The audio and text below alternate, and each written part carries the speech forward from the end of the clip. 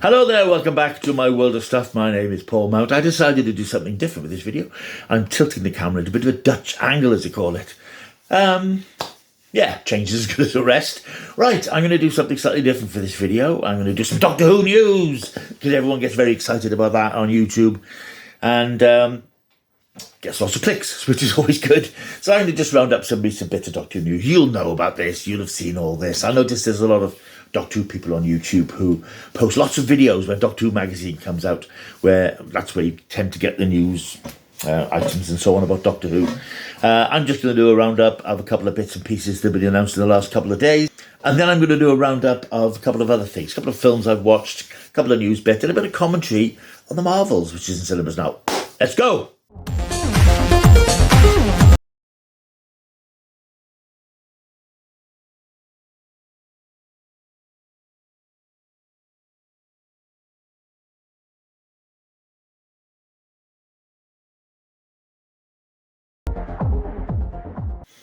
Right, welcome back. Yeah, as I said, I'm just going to do a little Doctor Who newsy update. I did this actually a couple of weeks ago. I think I did an update of new things in Doctor Who. So I thought I'd do it again. A couple of casting bits and pieces, various odds and sods. First thing to mention, I think, is that we have a screen airing date for the Star Beast, the first of the three 60th anniversary specials. We knew they were coming out in November. We discovered, I think last week or the week before, they were coming out on the 25th of November, the 2nd and 9th of December. We now know the time slot, certainly for the Star Beast, is going to be 6:30 on that Saturday night, the 25th of November, which is the anniversary weekend, if you like. I don't know how I feel about that. I'm slightly disappointed. I was hoping for sort of 7 o'clock, because 7 o'clock seems to be a bit more of a centrepiece for the Saturday night schedule. 6:30 seems to be like an introduction to the schedule, which then carries on with the behemoth that is Strictly Come Dancing, and then this reality show flop Survivor, which the BBC are really plugging away, despite the fact it's getting about 2 million viewers. So Doctor Who seems like an aperitif rather than the main course, which I think's maybe slightly disappointing, especially we've waited so long for these episodes. There's so much, not exactly riding on them, but expectations are high. I would have liked a slightly later time slot. I mean, 6:30 is a fine slot. It's, it's a decent slot. It should get a good audience there. But I think a little bit later would have given it a bit more kudos. But there we are. It is what it is. It's at 6:30 on the 25th of November. I suspect the following two episodes will have similar time slots. It's always difficult with Doctor Who being on this time of year, because Strictly Come Dancing does straddle the schedules on Saturday nights. It takes up hours and hours. Certainly when it starts. I know it becomes shorter as contestants are knocked out. But it's difficult to schedule anything around it, really, because it sits there like this great dancing beast that won't move. But anyway, 6:30 it is, and yeah, it's less than 2 weeks away, so that's pretty damned exciting. Doctor Who casting news then. Season 15. The next season is season 14, although Russell T Davies has said that they're treating it as season 1, which is fine. They're entitled to do that. I'm calling it season 14. It's too complicated to have another season 1. So I'm going to call Ncuti Gatwa's first season as season 14. That's in the can. That's finished. I'm sure there's lots of post-production stuff still to be done, because the episodes aren't airing till about March, I think, next year.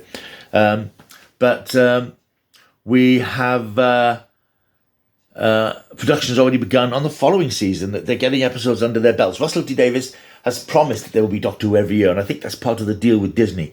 They want a guaranteed run of 8 or 9 episodes every year. With a lot of Disney Plus shows, it's especially recurring shows, you have to wait 18 months, 2 years for another batch of episodes. Wednesday, for example, was a huge hit last year.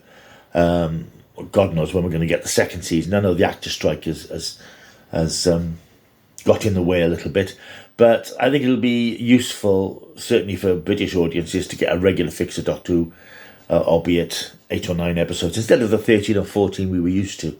But that's fine, I'm happy with that. So yeah, Ncuti's second series is now in production. It started about 3 or 4 weeks ago, I think, and there's been some scenes out and about in Cardiff, of course, on the streets of Cardiff, and a bit of casting announcement, because the Christmas special is the first one they're doing, and that's been announced as guest starring Nicola Coughlan.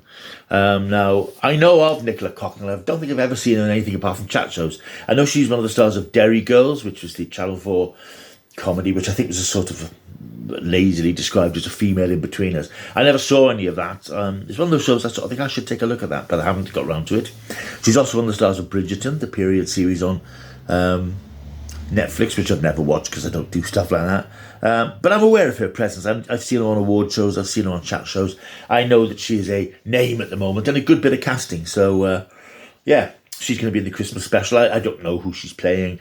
The photographs make it look like a period piece, 1940s or something, although it's, yeah, I think it's going to be something like that, because some of the location stuff I've seen being done in Cardiff seems to have had extras and characters dressed in wartime gear, so I think it's going to be another World War II type story.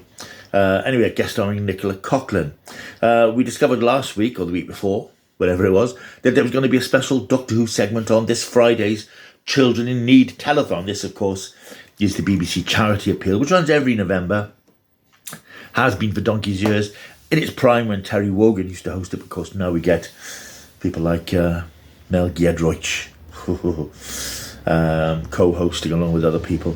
But there is a 5-minute Doctor Who segment. Now, Doctor Who's traditionally been a part of Children in Need for years. There's often been little bits. Russell T Davies was quite keen on doing little episodes, mini episodes. You may remember we had Born Again, which was the one which transitioned between Christopher Eccleston and David Tennant before Tennant's first full episode. We had Time Crash, the episode that reunited David Tennant and Peter Davison, and little other bits and pieces. Over the last few years, we haven't really had very much, brief appearances, nothing sort of specially scripted, which seemed like a shame. Russell T Davies has immediately brought that back, of course, with a 5-minute episode. It's not a skit, it's not a sketch, it's not a comedy. It is an in-canon episode which stars David Tennant as the 14th Doctor and Mawaan Rizwan. Now, I don't know much about his work either. I'm not very up. I know of some of the modern up-and-coming people, but I've not seen a lot of their work. And he is a former YouTuber, apparently, which immediately puts me on the back step. But he seems to have some genuine talent and appeal. He's most recently in a BBC Three comedy called Juice, a quite surreal comedy with Russell Tovey, which apparently was very good. Again, I didn't see it. But again, it got kudos from the chattering media classes, so presumably it's a good bit of casting. He's in this 5-minute episode. Now, if you look at the photographs which have been released, this one of David Tennant, with a Dalek, and this of Mawaan Rizwan in costume. Quite clearly, this is going to be something to do with Genesis of the Daleks, the 1975 classic Dalek origin story, because Rizwan's costume is very much a military costume worn by the Thals or the Khaleds in Genesis of the Daleks. And of course there's a Dalek there as well. And Russell's recently said that he's giving the Daleks a bit of a rest. And here they are, a week later. But I think it certainly looks as if the Doctor's revisiting his past to some extent. And I think there's also been a comment from Russell that the TARDIS is on its way to Skaro. This could be a link to the very long comic strip, Liberation of the Daleks, that's been running in Doctor Who magazine, which I've drifted in and out of. But I suspect, again, it's a bridge between that and the Star Beast, because apparently Liberation of the Daleks is a canonical adventure for the 14th Doctor. I never know how I feel about the idea of comic strips and Big Finish audios and all this stuff being part of the story of Doctor Who. My view is that the story of Doctor Who is what we see on TV. Books, audios and stuff is fiction outside the Doctor Who universe. I don't know. It's too big a thing to sort of talk about at the moment. But I'm interested in the idea that Russell T Davies is certainly taking this recent long comic strip as part of Doctor Who's history. And this, I think, is going to be a bridge between the end of that and the Doctor arriving on Earth for the Star Beast. But it certainly looks like he's returning to Gallifrey at the time of the Daleks' creation. Whether he's again trying to stop them being created or change the nature of them, I'm not entirely sure. But it's an appearance by the Daleks. Whether we'll see them in the next series, I don't know. Russell's saying no, but Russell lies. All people in TV always lie. They want to keep secrets. They want to misdirect people. And we'll see the Daleks sooner rather than later, I am sure. Right, that's the Doctor Who news as is. On to someone else. Right, I want to talk a little bit about the Marvels in cinemas right now. I know I did my review, which is online. I think it's the last video I put up. I'm a bit annoyed I'm a bit annoyed by the narrative that's being built around its performance at the box office. I'm just a bit, not annoyed, but I'm a bit frustrated by it, really. The American box office take was 47 million, which is not great for a Marvel film. I think it's the lowest of any Marvel film ever. It's not done well. It's not done well. It's as simple as that. Internationally, it's taken something like 80 million. So worldwide, it's taken something like 125 million. But the narrative is flop, massive flop, Marvel's biggest flop, DC flop, Marvel in crisis, Marvel collapsing, Marvel dying. And a lot of that has come, of course, from these YouTubers. I've referenced them in the past without naming them. These rather bitter, angry people who post all this stuff to get clickbait, to get subscribers, to get money. Irrespective of what they actually think about something, they will tear it to shreds because it just gets them attention. It's like children having tantrums. You know, they want to be noticed. They want to be people to pay attention to them. So they make the most noise. And these people do it about the thing which is currently in the high profile. And the Marvels is high profile, whether you liked it or not. And most people seem to have liked it. It's a thing at the moment. And of course, Marvel is such a big thing. There's a lot of people out there waiting for the world of Marvel to collapse. And that focuses their narrative as well, because they focus on that. Marvel is dying. Marvel's disaster. Marvel's flop. Now, as I've said, I quite like the Marvels. I didn't think it was a fantastic film. It's mid-lower T Marvel, mid-Marvel. But it's not a bad film. And most people seem to quite like it. People I've seen online quite liked it. As I mentioned, the Rotten Tomatoes metric, which I don't set a lot of store by, audiences are enjoying it. But there's this cabal of online critics chipping away, want to be heard and shrieking, because they either don't like Marvel, but as I say, more likely is they know it's going to get them attention by going on about this stuff. But the Marvels at the moment has made about 120 million. That's effectively just over half its budget, because it cost about 220 million to make. Now, I'm not a huge box office analyst, but I do pay attention to box office numbers. I look at Box Office Mojo every night to see how it's updated for the previous day's box office, and I sort of understand a little bit about the trends, about money and where it goes and so on. A film costs, for example, the Marvels cost 220 million. Doesn't have to make 221 million to make a profit, because there are marketing costs and the costs of producing prints and distributing them and all the stuff that goes with it, which is often said to be about double the budget of a film. And I think it's estimated that the marketing costs for the Marvels will be about 150 million. So we're looking at, and these are all ballpark figures. These are just figures I'm just piecing together. We're looking at, for the Marvels to make a decent profit, or to make a profit, say 350 million. And it's already made 120 million in its first 4 days. I think it's not unreasonable to think that it will carry on making money, obviously, because it's still quite a new film. I think it will probably finish its box office run with about 420, 430 million. Because it's ticking over quite nicely. People didn't feel compelled to see it on the first weekend. That's completely fine. I wouldn't if I hadn't heard that it was actually better than I thought it was going to be. So I went to see it on the first day. Perhaps a lot of people didn't think so. Perhaps a lot of people thought they'd wait to see what people thought of it. And now it's getting more positive press. Perhaps people will turn out. I don't know. But I think to write off a film as a flop, which has made worldwide 120 million on its first weekend, is disingenuous, it's unfair, it's cruel, because it's not a flop. By the standards of Marvel Endgame and Infinity Wars and the last Spider-Man film that took well over 2 billion or $1.5 billion or whatever, it's not in that league. But as a film, it's not in that league.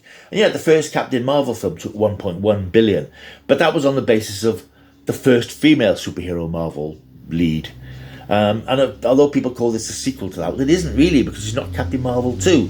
It's the Marvels, which has other characters in it. So I think it's unfair again to say, Miss Marvel took 1.1, this has only taken X, because it's not really a sequel to Captain Marvel, because it's not just about her. So I think it is unfair to say that it's a flop at this stage. It's clearly not going to be a massive hit, but it's going to cover itself. It's going to cover its budget, and of course, when you take into account streaming costs, what it makes on streaming, what it makes on physical media, which is still a market, it'll turn a healthy profit, I'm sure. But unfortunately, the first weekend thing is always the thing that people talk about when it comes to films. It's flopped, it's only taken 25 million, 50 million. There are other weeks apart from the first week, and I would like to see the movie industry move away from this obsession with the first weekend's figures, because I think we've seen over the last few years the films can keep their momentum going. If they don't sustain a massive second week drop, which is what tends to happen, films tend to usually lose 50% plus of their numbers in the second weekend. Anything around the 50% is considered pretty good. And a lot of films over the last year or so have actually ticked over quite nicely. I mean, I'm looking at something like Five Nights at Freddy's, the horror film, which came out recently. That was an interesting one. I haven't seen it yet. But that was a horror film that debuted on Peacock, the streaming service in America. Same day it went to the cinemas. Hasn't stopped it taking at the cinemas, as of now, nearly $300 million worldwide. And it's taking big numbers every weekend. Its drops are fairly sharp, but its last weekend, for example, it took 9 million. And that's its third weekend, I think. So I think this is why I think you've got to look at the whole picture, not the first 3 days. That just gives you a vague signifier about how a film is doing. But stranger things can happen. So don't write off the Marvels yet. And I suppose I'm championing it in a way because of that residual affection for Marvel, the entertainment it's given me over the last 15 years. But I'm not blind to the fact that it has problems. There is superhero fatigue. There's been this discussion about, are people tired of superheroes? And I think they are.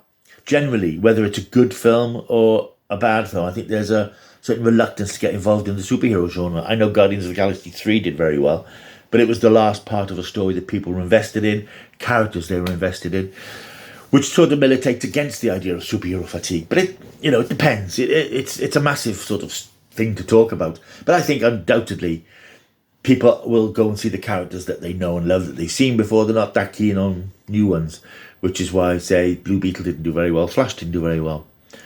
So anyway, don't write off the Marvels just yet. I think there's life in that dog for a few more weeks. I want to talk about a couple of films that I've watched over the last few days. Not cinema films, things I've caught up with streaming and on physical. 2 films, really. One is called The Tank, which is a new arrival on the Shudder channel, streaming service. If I said to you I watched a horror film called The Tank, what do you think it's about? You'd either think it's about a possessed tank or something in a tank. And this is something in a tank, a big water tank. This is a very generic, but actually quite enjoyable creature feature type thing. It's set in broadly in 1978. It's about this young family who are struggling with trying to keep their pet shop alive. And they discover that I think it's the mother or father of the lead character, or the father of the family, he's been left in his mother's will, or father's will, I can't remember, an old dilapidated property miles away up on the coastal road, on the west coast. Dilapidated property. They go up to have a look at it, see if it can be renovated, see if anything can be done with it. Out in the grounds, there's a huge water tank with a big metal grating that opens it. There's something nasty in there. Lots of something nasties. Basically, they're these sort of, not exactly spiders, they're these sort of alligator, alien type things lurking in the water of the tank, and they proceed to attack the family. That's pretty much it. That's pretty much what it is. You get for 95 minutes. Very generic. I mean, there's nobody you'll know in the cast, so don't even bother asking who the cast are. But it's quite nicely done, mainly because the creature design is very good. I think they're practical effects rather than all CGI. And they're quite interesting because, say, they've got that sort of alien, Geigerish sort of proboscis face. But they walk on 4 legs. And they're quite vicious-looking creatures. Sort of all black, lurking through the dark and through the water. It's quite effective and quite tense, but it's not anything we've not seen before. You sort of know the beats of the story, you know the jump scares, but it's quite well done. I quite enjoyed it as a sort of Saturday night throwaway thing. It's on Shudder now if you're interested in a monster film. The Tank, I'm going to give 7 out of 10. I also caught up with, at last, The Pope's Exorcist, starring Russell Crowe. I've got his name then. Starring Russell Crowe. This is an interesting one. This is, I think, anything with the word exorcist in it, you automatically think of The Exorcist, which is one of the great horror classics of all time. and you come across the Pope's Exorcist, and you sort of half expect something similar. This is not anything similar. This is nuts, but it's very entertaining. It's based on a real character called Father, I think his name's Father Amroth, who has written 2 books about his experiences as an exorcist for the Catholic Church. And they're his true stories. Whether these are true stories, of course, depends on your view on this sort of stuff. He's an exorcist who travels around quite amusingly on a little scooter, big Russell Crowe on little scooter, very funny. He travels around the countryside exorcising demons, and a lot of the time these are just sort of mental health problems he's dealing with. People have issues and he shrouds them for the benefit of the people who think they're possessed, and helps them. And he is sent to Spain. Well, he's sent to this house again. It's a dilapidated house type thing where this mother and her 2 children, her husband died in a car crash. The son was involved in the car crash. He saw his father impaled. He's not spoken since.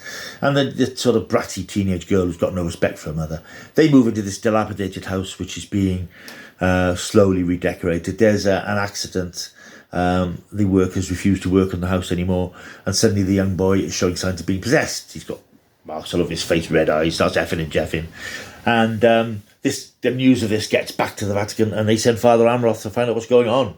He teams up with a young priest who has his own sort of sins to confess, and the 2 of them battle this demon, which has taken control of the boy, then the girl, then back and forth, and threatens to cause chaos.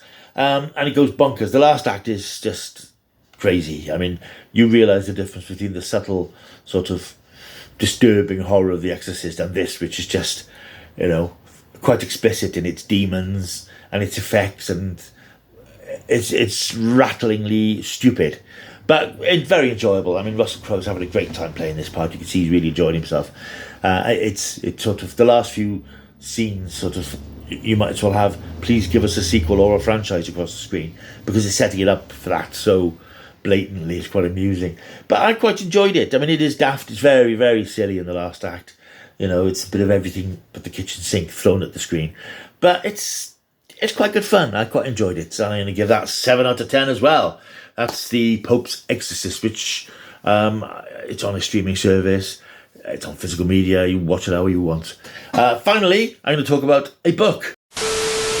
This is a book I've talked about before, and I've shown you it before. I can sort of review it now because I finished it. It's the Tomorrow People, the Complete Look-In comic collection. This came out a few weeks back, and I've been sort of powering my way through it slowly, reading some of the many strips in here. I'll just show you again the comic strip art by John Burns through many of these strips.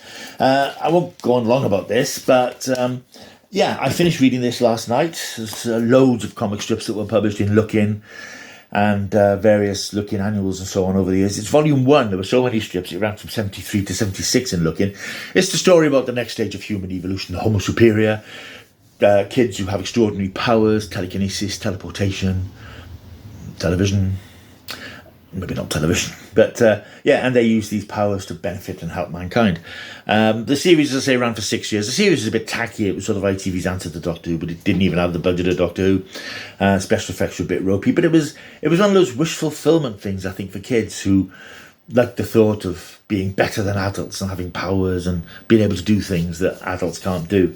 And it played on that sort of thing, so it made it very attractive to kids.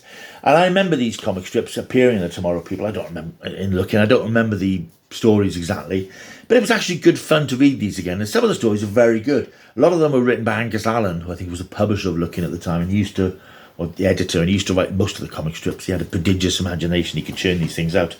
And they're actually quite entertaining. What they do is that they take the show further than it could go on television. There's lots of stories set on other planets and outer space and spaceships, things that the show couldn't do because of its budget, or if it tried to do them, it didn't do them very well. So a lot of them are very much based on weird outer space things. The characters, the resemblances aren't great. John Burns' art vaguely captures the look of the characters. And to be honest, they don't behave like they did on TV series. They behave more like